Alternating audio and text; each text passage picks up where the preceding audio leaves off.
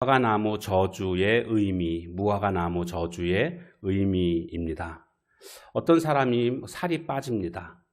그리고 몸이 좋지 않아서 병원에 갔더니 의사가 하는 말이 너무 늦었습니다 라고 얘기를 합니다. 위암 말기라서 앞으로 당신이 살 날은 일주일밖에 남지 않았습니다 라는 청천벽력 같은 말을 듣게 됩니다. 근데 의사가 또 그 다음에 얘기합니다. 일주일 동안 하고 싶은 거 다 하시라고, 먹고 싶은 거 다 드시라고 이렇게 이야기를 합니다. 이 사람이 도대체 어떤 삶을 살았을까? 우리는 감히 짐작을 못합니다. 경험해보지 않았기 때문에. 만약에 나에게 시한부 인생이 주어진다면, 그 시간이 단 일주일이라고 한다면 나는 과연 어떤 삶을 살까 한번 생각해 보게 됩니다. 오늘 본문에 나오고 있는 예수님, 이제 5일 동안 사시고 십자가에 못 박히실 것을 예수님은 다 알고 계십니다. 그런 과정 속에서 예수님이 어떻게 사시는가를 우리는 보게 됩니다. 특별히 오늘은 종려주일이라고 하고 또 내일부터 고난주간, 오늘부터라고 생각하셔도 되죠. 고난주간으로 그렇게 교회는 지키고 있습니다. 이것은 우리 교회만이 지키는 것이 아니라 교파를 초월해서 모든 교회들이 부활절 바로 전주 한 주 동안은 고난주간으로 그렇게 지키면서 대부분 모든 교회들이 이 기간에 특별 새벽기도회라고 해서 그동안 새벽기도 나오지 못하셨던 분들도 함께 참여하는, 그래서 함께 같이 기도하는 그런 기독교 전통으로 우리가 지키고 있습니다. 예수님께서 먼저 이제 주일날, 오늘이죠, 나귀를 타시고 예루살렘 성에 들어가십니다. 이때에 이스라엘 성에 있는 거민들이 예수님을 아주 환영했습니다. 소문을 들었거든요. 그래서 나귀 타고 들어오시는 그 예수님을 향해서 종려나무 가지를 꺾어서 막 흔듭니다. 그리고 자신들의 겉옷을 벗어서 예수님이 지나가시라고 그 양탄자 역할을 하는 거죠. 레드카펫 이런 거 있지 않습니까? 그런 것처럼 예수님을 환영한다는 뜻으로 자신들의 겉옷을 길가에다가 깔아놓고 예수님을 맞이하는 그런 장면이 나오고 있습니다. 그래서 오늘 이 주일을 종려주일이라고 이름을 붙였던 것입니다. 그런데 이제 예수님께서 이 주일날 예루살렘 성에 들어와서는 이제 성전을 한번 살펴보신 다음에 말씀 11절에 가보면 때가 이미 저물매 12제자를 데리고 베다니로 나가셨다라고 기록되어져 있습니다. 베다니로 나갔다. 베다니까지는 3.5km 정도, 예루살렘 성에서 3.5km밖에 되지 않습니다. 근데 왜 베다니로 가셨는가? 베다니에 누가 살고 있냐면 마르다, 마리아, 그리고 죽었다가 살아난 그 나사로 있지 않습니까? 바로 그 베다니에 살고 있거든요. 그래서 아마도 예수님은 그 집에 가셔서 쉬지 않으셨겠는가 짐작하게 됩니다. 그리고 이제 그 다음날 월요일 날 예루살렘 성으로 들어가십니다. 들어가실 때에 아침 일찍 시장하신지라 예수님도 시장하셨고 제자들도 시장했던 차였는데 보니까 잎사귀가 무성한 무화과 나무가 눈에 들어왔습니다. 그래서 예수님께서 무화과 나무로 가까이 가셔서 보니까 열매가 없었습니다. 열매가 마땅히 있을 거라고 생각하셨는데 열매가 없었던 겁니다. 그래서 14절 말씀에 보면 예수께서 나무에게 말씀하여 이르시되 이제부터 영원토록 사람이 내게서 열매를 따먹지 못하리라. 영원토록 내게서 열매를 따먹지 못한다. 열매를 맺지 못한다. 이것은 이 나무에 대한 사형 선고입니다. 이렇게 무화과 나무를 저주하시는 그런 내용이 나오고 있습니다. 영국의 철학자인 버틀란트 러셀이라는 사람이 있는데 이 사람은요, 나는 왜 기독교인이 아닌가라는 책을 썼습니다. 근데 그 책 가운데 내용이 뭐냐 하면 바로 오늘 본문 말씀을 이야기하고 있습니다. 그러면서 비상식적인 예수님을 나는 믿을 수가 없다, 이렇게 결론을 내리고 있습니다.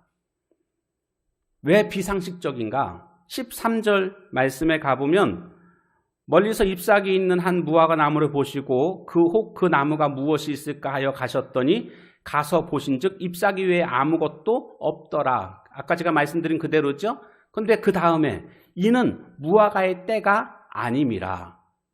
무화과의 때가 아님에도 불구하고 예수님께서 무화과 열매를 기대하셨고 무화과 나무가 열매가 없자 예수님은 화를 내시면서 그 무화과 나무를 저주하신 이 모습은 무화과 잘못이 아니고 예수님 잘못이라고 이 러셀은 말하는 겁니다. 그러면서 이런 예수님이라고 한다면 나는 믿지 않겠다. 비상식적인 예수님의 태도, 예수님의 분노, 이런 분을 내가 어떻게 믿을 수 있겠느냐라고 하면서 자신은 예수님을 안 믿겠다라는 겁니다. 그런데 이것은요, 두 가지 결정적인 오류가 있습니다. 뭐냐면 먼저 이 팔레스타인 지역에서의 이 무화과 나무의 생태를 모르기 때문에 이런 이야기를 한 것이고요. 또 하나는 예수님께서는 의도적으로 무화과 나무를 저주하신 거거든요. 근데 예수님의 의도가 무엇인지를 알고자 하는 노력이 없었기 때문에 그것을 모르고 지금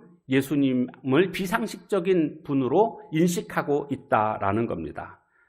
먼저는 무화과 나무의 생태를 이해해야 되는데 무화과 나무는 1년에 3번 열매를 맺습니다. 나무 한 그루가 1년에 3번을. 근데 기본적으로는 6월달과 7월달에 열매를 맺는 것이 보통입니다. 그런데 그보다 더 일찍 열매를 한 번 맺습니다. 그때가 한 3, 4월 정도 됩니다. 그러니까 지금 예수님께서 십자가에 돌아가시기 위해서 예루살렘 성에 들어올 때 이때가 지금 사순절이거든요. 오늘 우리식으로 말하면 이때 열매를 한 번 맺습니다. 그리고 6월, 7월에 또 한 번 열매를 맺고 그리고 마지막으로 9월, 10월 달에 열매를 또 맺는 그런 특성이 있습니다. 1년에 3번 열매를 맺는 나무입니다. 자, 그런데 또 이 나무의 특징이 뭐냐 하면 보통은 잎사귀가 있고 난 그 이후에 열매가 맺히게 되는데 이 무화과 나무의 특징은 열매가 먼저 맺힌 다음에 그 다음 잎사귀가 납니다. 그러면 이것은 잎사귀가 났다라는 것은 뭐가 있어야 된다라는 것입니까? 열매가 있어야 된다라는 거죠. 근데 이 특징을 모르니까 지금 예수님을 비상식적인 분으로 인식하고 있는 겁니다. 예수님 입장에서는 너무 잘 알고 계시죠. 잎사귀가 무성합니다. 그러면 마땅히 열매가 있어야 되는 것이고 지금 이 사순절 기간에는 이른 무화과 열매가 있어야 정상적인 상황입니다. 그래서 예수님은 잎사귀가 무성한 무화과 나무를 보자 가까이 가셔서 열매를 기대하셨던 것입니다. 이것은 상식적인 행동입니다. 그런데 문제는 이 무화과가 열매를 맺지 않았다라는 것입니다. 그렇기 때문에 예수님은 이 무화과 나무를 향해서 저주를 하셨던 겁니다. 자, 그런데 오늘 우리는 이것보다 더 중요한 게 있습니다. 그것은 뭐냐 하면 예수님께서 이 무화과 나무를 저주하시는 데는 예수님 나름대로의 숨은 뜻이 있습니다. 이게 더 중요합니다. 그 숨은 뜻이 3가지인데 그 첫 번째는 뭐냐 하면 예수님이 누구이신지를 알리고자 하셨다라는 겁니다. 여러분, 기적의 모든 뜻은요, 기적 자체를 알리고자 하는 게 아니라 기적을 통해서 어떤 메시지를 알리고자 하시는 것임을 우리는 성경을 통해서 확인할 수가 있습니다. 그러니까 기적 자체가 목적이 아니라 기적을 통해서 어떤 메시지를 주시는 것이 목적이라는 겁니다. 그래서 이것을 성경에서는 특별히 이와 같은 경우를 표적이다라고 말하죠. 영어 성경에는 사인으로 번역이 되어 있는 것을 볼 수가 있습니다. 오늘 이 기적의 사건을 통해서 예수님께서 어떻게 하시는가 보니까 나무 보고 나무야 너는 영원히 열매를 맺지 못할 것이다 이렇게 저주하시는 장면입니다. 정상적인 나무였다고 한다면 열매를 마땅히 맺었어야 하는데 정상적이지 못한 그런 상황이기 때문에 저주를 하신 겁니다. 이 나무도 예수님의 말씀 앞에 그대로 순종하게 됩니다. 그래서 영원히 열매를 맺지 못할 거라고 예수님이 명하셨고 실제로 뿌리까지 썩어서 말라서 죽게 되는 이런 모습이 나타나고 있지 않습니까? 여기서 우리는 생각해 볼 수 있는 것이 뭐냐면 나무를 보고 명하시는 분, 나무를 만드신 분, 그리고 이 나무를 섭리하시는 분, 이 나무를 또한 심판하실 수 있는 바로 이 분이 바로 예수님이시라는 사실을 우리가 발견하게 됩니다. 정리하면 바로 예수님은 창조자시고 섭리하시는 분이시고 심판자가 되신다라는 것을 발견하게 됩니다. 마가복음 4장에 가보면 예수님과 제자들이 배를 타고 바다를 건너가던 중에 광풍이 불게 됩니다. 그래서 파도가 일게 됩니다. 배가 뒤집힐 정도까지 상황이 악화되었습니다. 이때 예수님께서 그 광풍을 파도를 향해서 바람을 향해서 잠잠하라 고요하라 이렇게 명하시니까 파도가 바람이 잠잠해지는 상황이 벌어지게 됩니다. 이때에 사람들이 깜짝 놀라면서 이렇게 얘기합니다. 저분이 도대체 뉘시기에 바람과 파도가 순종하는고 복종하는고 이렇게 말하고 있습니다.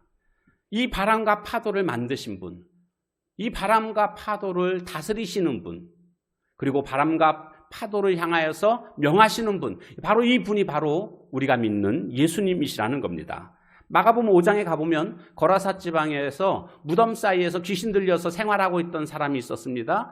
그 사람이 예수님 앞에 나타납니다. 그때 예수님께서 그 귀신을 쫓아내시고자 그 귀신을 향하여 내 이름이 뭐냐라고 묻자 귀신이 내 이름은 군대입니다라고 대답하죠. 왜 군대라고 대답했냐 하면 진짜 이름이 군대라서 군대가 아니고 거기 군대만큼이나 많은 귀신이 한 사람 안에 들어가 있었던 겁니다. 그러니 이 사람이 얼마나 고통을 당했을까를 우리가 짐작할 수 있는 겁니다.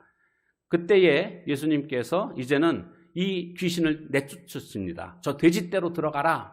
그러니까 돼지떼가 귀신이 들어오니까 놀래가지고 막 달려서 물속에 다 빠져 죽게 되는 이런 일이 벌어지게 됩니다. 영들을 부리시는 분, 영들을 향하여서 명하시는 분, 아니 그 영을 창조하시고 심판하시는 분, 바로 그분이 예수님이심을 우리가 보게 됩니다. 식물의 주인, 동물의 주인, 영들의 주인. 예수님은 자주 병을 고치시는 장면이 나옵니다. 아니 심지어는 죽은 자도 살리시는 모습을 볼 수가 있습니다. 나인성 과부의 아들이 죽었을 때 예수님께서 청년아 내가 내게 말하노니 일어나라 명하시자 시체가 벌떡 일어나게 되는 사건이 있었습니다. 시체도 복종하는 이분, 생명을 주시기도 하시지만 생명을 걷어가시기도 하시고 또 이 걷어가신 생명을 다시 줄 수 있는 분, 바로 이분이 바로 우리가 믿는 예수님이라는 사실입니다. 문제는 오늘 우리가 하나님의 의도대로 창조된 창조물이라는 것을 여러분 믿으십니까? 그렇다고 한다면 창조자의 의도대로 우리가 살아가야 됩니다.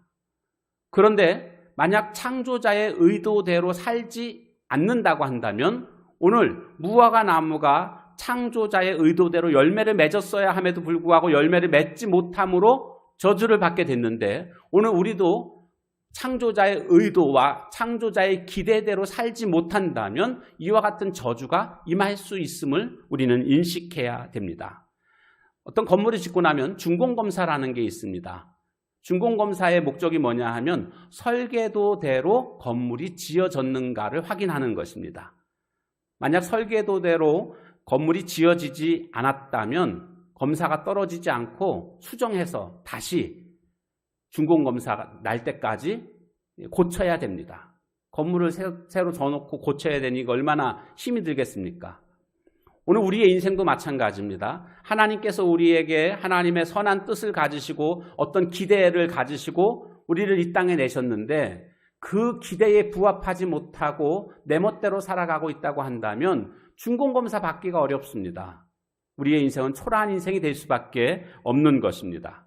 창조주이시고 섭리자이시고 심판자 되시는 그 주님의 의도대로 우리가 살아가야 될 줄로 믿습니다.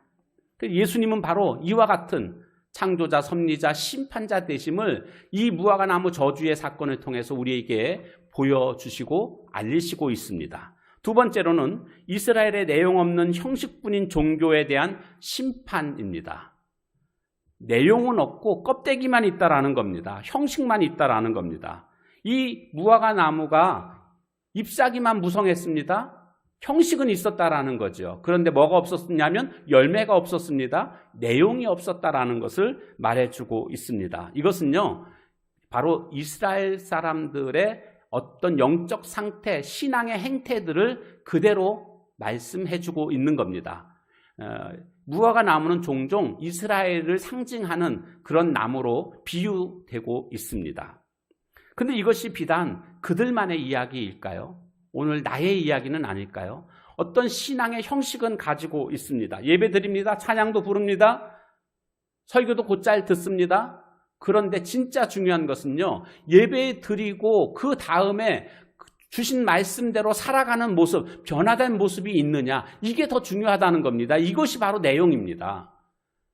종교적인 형식만 갖추고 있는 그런 삶이 되어서는 안 된다라는 거죠. 그래서 예배를 마치고 집에 돌아가서 이제는 그리스도인답게 아내가 남편을 향해서, 남편이 아내를 향해서 살아가는 아름다운 모습들이 있어야 됩니다.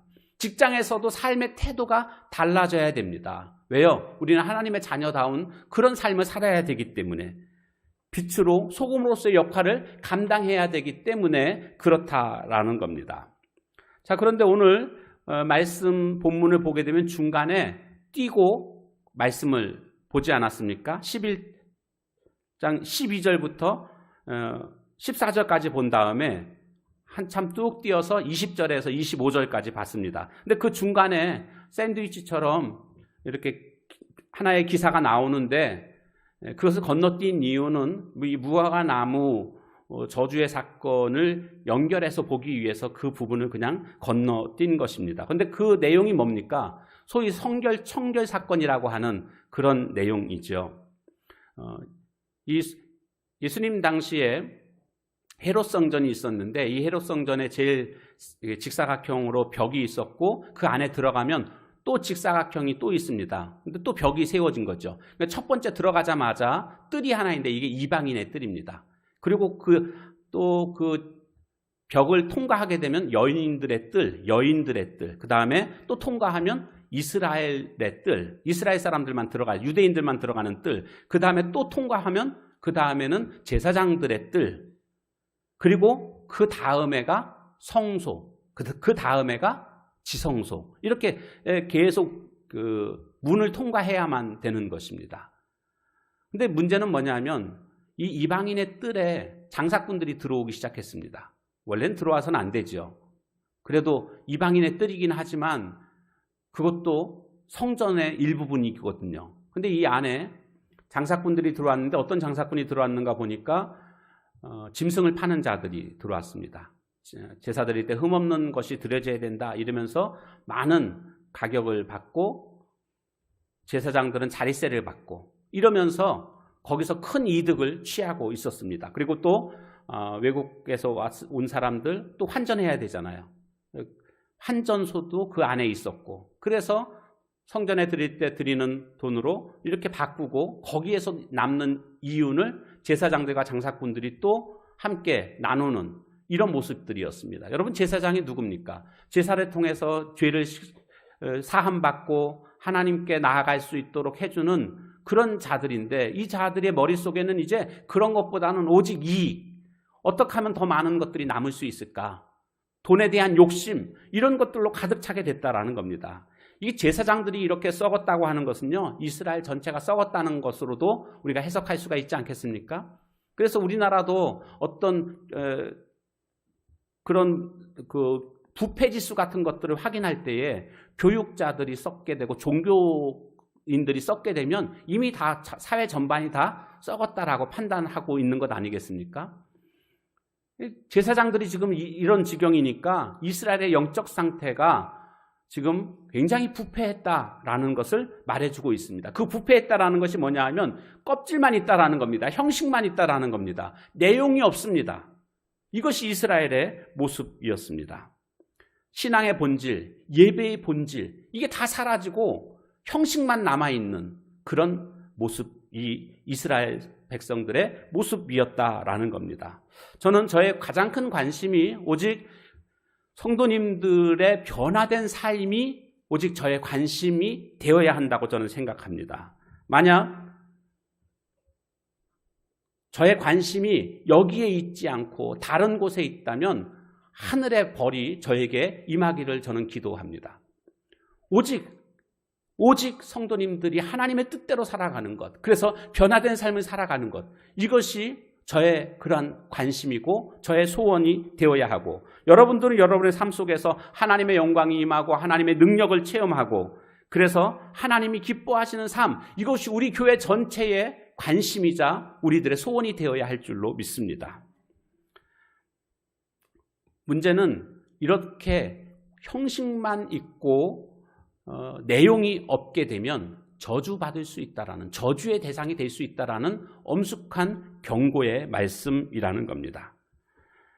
그래서 오늘 우리는 다시 한번 내 신앙의 삶 속에 형식 그리고 내용, 이 두 가지를 생각해 보면서 껍데기만 가지고 있는 그런 모습이 아니라 정말 우리 마음속에 내용이 있는 그런 오늘 나의 신앙의 모습이 되어야 함을 우리는 다시 한번 깨닫게 되는 것입니다. 마지막으로 이 무화과나무 저주의 사건이 주는 의미는 바로 제자들에게, 예수님의 제자들에게 열매를 맺어야 된다라는 것을 가르치시고자 이런 기적을 일으켰다라는 것입니다.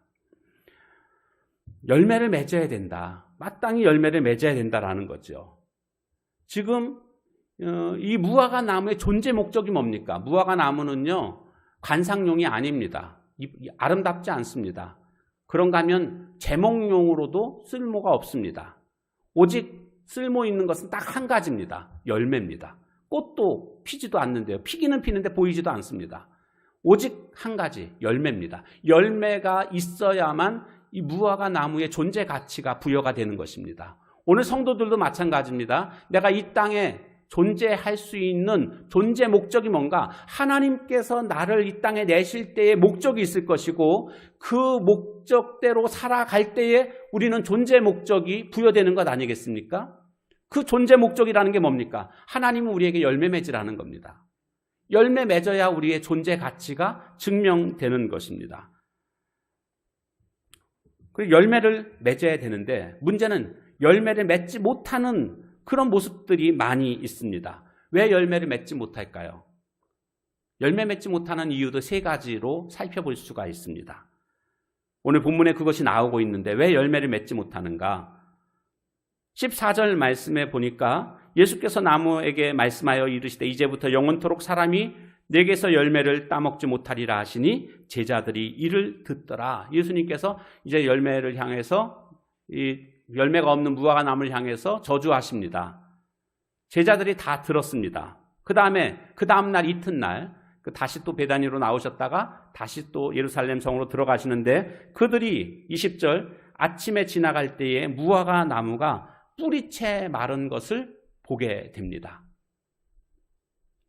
그때에 베드로가 21절 생각이 나서 여짜오되 랍비여 보소서 저주하신 무화과 나무가 말랐나이다. 깜짝 놀란 거죠. 어제까지만 해도 살아있던 무화과 나무인데 예수님이 어제 저주하시자 오늘 보니까 뿌리채 말라있는 것을 보게 된 겁니다. 깜짝 놀라서 지금 예수님 이거 진짜 신기한데요? 예수님이 그렇게 말씀하시니까 진짜 이렇게 뿌리채 말라 죽었습니다. 라고 지금 베드로가 말한 겁니다. 이때에 예수님께서 22절 말씀 이렇게 말씀하십니다. 예수께서 그들에게 대답하여 이르시되 하나님을 믿으라. 이 말씀의 의미는 뭐냐면 왜 믿지 않았느냐 그런 뜻입니다.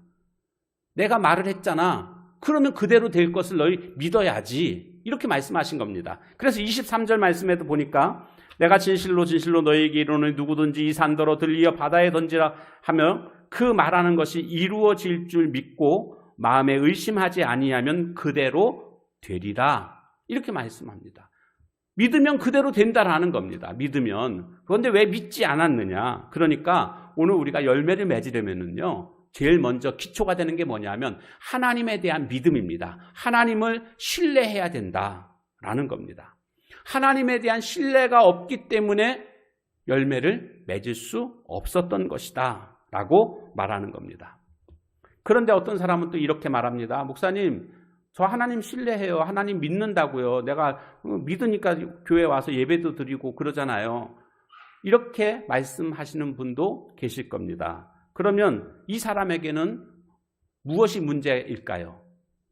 열매 맺지 못하는 두 번째 이유가 있습니다. 그것은 기도하지 않기 때문입니다. 24절 말씀 한번 같이 읽겠습니다. 시작. 그러므로 내가 너희에게 말하노니 무엇이든지 기도하고 구하는 것은 받은 줄로 믿으라. 그리하면 너희에게 그대로 되리라. 기도하라는 뜻 아닙니까? 기도하지 않았다는 겁니다. 기도가 없기 때문에 열매가 맺히지 않았다는 것을 말씀해 주고 있습니다. 말씀대로 이루시는 하나님, 그 하나님 앞에 내가 기도한다면 내 삶 가운데 놀라운 일들을 경험하게 됩니다. 왜 내 삶이 무력할까요? 왜 내 삶의 기쁨이 사라졌을까요? 왜 내 삶의 능력이 없을까요? 그것은 기도하지 않기 때문이라고 말씀해 주고 있습니다. 내가 주님 앞에 정말 진지하게 엎드리는 순간, 기도하는 순간 놀라운 하나님의 능력이 임하게 될 줄로 믿습니다. 기도하라. 그러면 그대로 되리라. 이렇게 말씀하고 있지 않습니까? 그리하면 너희에게 그대로 되리라. 그대로 된답니다. 이것은 정말 놀라운 일 아닙니까? 신바람 나는 일 아닙니까? 그대로 된다는 거예요. 기도도 제한하지 않으셨습니다. 무엇이든지 어떤 것이든지 기도하라는 겁니다. 그러면 그대로 된다라는 거죠. 여러분, 누가 나한테 와가지고 내가 뭐든지 다 들어줄게 이렇게 말하면 얼마나 신납니까? 뭐든지 다 들어준다고 얘기하니까요. 근데 문제는 그 사람은 뭐든지 다 들어주고 싶어도 들어줄 수 있는 것도 있지만 못 들어주는 것도 있을 겁니다. 그런데 우리 주님은 전능하신 분이시기 때문에 우리가 원하는 모든 것을 다 해주실 수 있습니다. 그분이 뭐든지 구하라. 그러면 내가 해주겠다. 기도하면 내가 그대로 응답해주겠다라고 말씀하셨다라는 겁니다. 성경 야고보서 4장 2절 말씀에 보면 너희가 얻지 못함은 구하지 아니하기 때문이요 라고 말씀하고 있습니다. 예, 기도 응답을 받지 못하는 이유가 여러 가지가 있지만 그 중에 제일 먼저 나오는 게 뭐냐면 뭐라고요? 뭐 했기 때문에요? 기도하지 않았기 때문에 응답받지 못한다라고 말씀하고 있습니다. 그러므로 우리는 진지하게 주님 앞에 기도할 줄 아는 자가 될 때에 열매를 맺게 될 줄로 믿습니다. 하나님의 부요를, 하나님의 영광을, 하나님의 능력을 체험하는 그 지름길이 있다면 바로 그것은 하나님 앞에 기도하는 일입니다. 그런가 하면 또 어떤 분은 이렇게 말할 수 있을지 모르겠습니다. 목사님, 제가 기도를 하고 있습니다. 뭐 열심히 했다고는 내가 뭐 그렇게 말할 수는 없을지는 몰라도 그래도 정말 기도하기를 원하고 어느 정도 지금 기도하고 있는데 왜 응답이 없지요? 라고 그렇게 질문하시는 분도 있을 겁니다. 왜 그랬을까요? 기도가 막혔다는 겁니다. 기도의 파이프라인이 막혔습니다. 수도 파이프에 보면 파이프라인이 막히면 물이 안 나옵니다. 마찬가지로 우리가 하나님 앞에 기도하는데 기도의 파이프라인이 막히게 되면 응답이 오지 못하는 겁니다. 그런데 기도의 파이프라인이 막히는 이유가 있습니다. 그 이유가 오늘 말씀해 보니까 25절에 나와 있습니다. 함께 같이 읽겠습니다. 시작. 서서 기도할 때에 아무에게나 혐의가 있거든 용서하라. 그리하여야 하늘에 계신 너희 아버지께서도 너희 허물을 사하여 주시리라 하시니라. 용서하지 않으면 이렇게 기도의 파이프라인이 막히게 된다라는 것을 말씀하고 있습니다. 그래서 내 기도가 응답이 없다. 나는 나름대로 그래도 기도하고 있는데 응답이 없다라고 하면 내 주변을 둘러보십시오. 그리고 내가 용서하지 못한 사람이 혹시 있지 않는지 그 사람을 찾아내고 이제 그 사람을 진정으로 용서하는 삶을 살게 될 때에 기도의 파이프라인이 뚫리게 되는 것들을 경험하게 될 것입니다.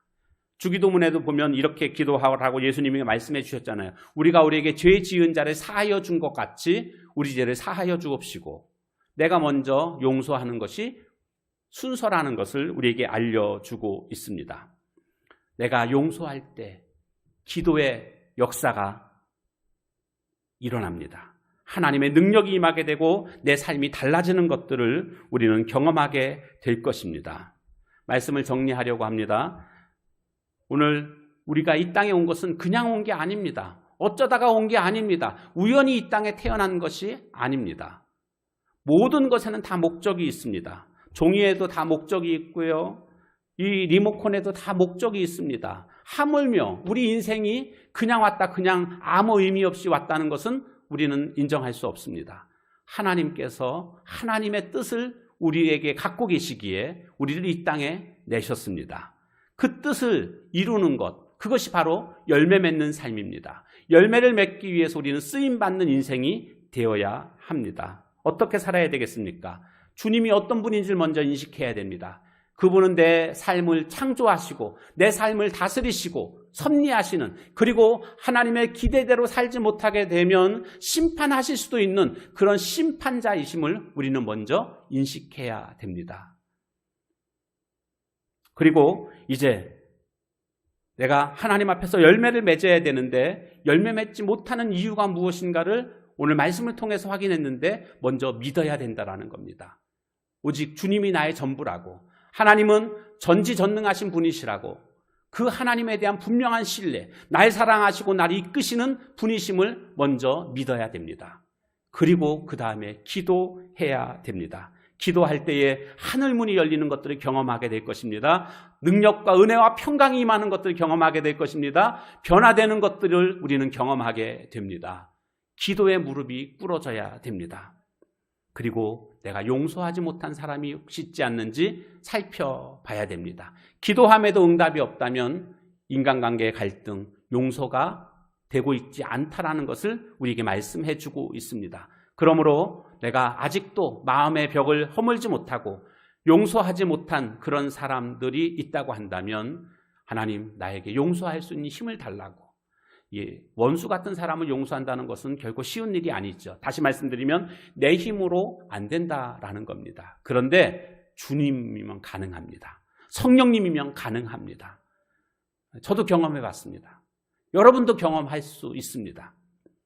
원수라도 사랑하는 것을 성령의 능력으로 우리는 가능함을 깨닫게 될 것입니다. 중요한 것은 이파리만 무성하고 잎사귀만 무성하고 열매가 없다면 저주의 대상이 되고 저주받을 수 있다는 것을 우리는 깨닫게 됩니다. 이것이 두렵다고 한다면 이제 우리는 정말 주님 앞에서 열매 있는 신앙이 되어야 하겠습니다. 이제 한 주간 동안 특별 새벽 기도회를 하게 됩니다. 코로나 때에 하기가 쉽지는 않을 상황이긴 하지만 그래도 우리가 성전이 둘로 나눠져 있기에 참 이런 때 생각해 보면 유익이다라는 생각이 듭니다. 나눠져 있으니까 따로따로 또 드릴 수가 있잖아요. 여러분들이 함께 참여해서 그동안 정말 내가 기도해야 될 것들, 근데 이 코로나 때문에 기도도 제대로 하지 못했던 그런 마음의 한들을 가지고 주님 앞에 나와서 부르짖어 기도할 때에 놀랍게 하늘문을 여시고 역사하실 줄로 믿습니다. 주님이 늘 우리에게 기도에 응답할 것을 준비하고 계십니다. 우리의 무릎이 꿇어지면, 우리가 진지하게 주님 앞에 엎드려 기도하기 시작하면, 그리고 용서하기 시작하면 놀라운 하나님의 일하심을 우리는 경험하게 될 것이고 풍성한 열매를 맺게 될 줄로 믿습니다. 이 은혜가 우리 모두에게 함께하는 특별 새벽 기도회가 되기를 주님의 이름으로 축원합니다. 기도하도록 하겠습니다. 오늘 주신 말씀 기억하면서 우리 함께 같이 기도하도록 하겠습니다. 기도합니다. 하나님 아버지, 오늘 말씀을 통해서 정말 내가 열매 맺는 인생을 살아가야 됨을 깨닫게 되었습니다. 하나님이 나를 이 땅에 내심은 기대와 하나님의 뜻이 있는데 이것을 생각하지 아니하고 하나님의 기대대로 살지 못했던 형식만 갖추고 있는 내용이 없는 열매 없는 이파리만 무성한 오늘 나의 모습은 아니었는지 하나님 이 시간 돌아보게 됩니다. 하나님에 대한 신뢰가 있게 하옵소서. 하나님을 믿으라 말씀하신 것처럼 하나님 우리가 정말 믿을 수 있는 하나님을 신뢰하는 그런 확고부동한 믿음의 사람들 되게 하옵소서. 기도하지 않기 때문에 열매를 맺지 못하는 것임을 깨닫게 되었습니다. 주님 기도하게 하옵소서. 힘들고 어려울수록 더욱더 기도해야 됨을 믿습니다. 코로나이니까 더 기도해야 될 줄로 믿습니다. 하나님 기도의 용사들 되게 하옵소서. 하나님 용서하는 삶을 살게 하옵소서. 용서하면 하나님 기도의 파이프라인이 뚫리게 될 것이고 하늘의 역사를 우리가 보게 될 줄로 믿습니다. 주님 도와주셔서 우리 모두가 다 한번 이번 기회에 주님 앞에 간절히 기도하며 하나님 역사하심을 경험할 수 있는 저희들 모두가 다 될 수 있도록 하나님 함께 해 주옵소서. 인도하실 주님을 찬양합니다. 예수님의 이름으로 기도합니다. 아멘. 하나님 열매를 기대하시는 그 주님의 마음을 이 시간도 깨닫게 됐습니다. 잎사귀만 무성한 우리들의 모습들이 있다면 이제 빨리 회개하고 주님의 기대대로 열매 맺는 저희들 되게 하옵소서. 그러기에 주님에 대한 신뢰를 다시 한번 확인하고 그리고 기도하게 해주시고 그리고 용서하는 삶을 통해서 하늘문이 열리는 그래서 많은 열매를 맺을 수 있는 우리 모두가 되게 하옵소서. 예수님의 이름으로 감사하며 간절히 기도하옵나이다. 아멘.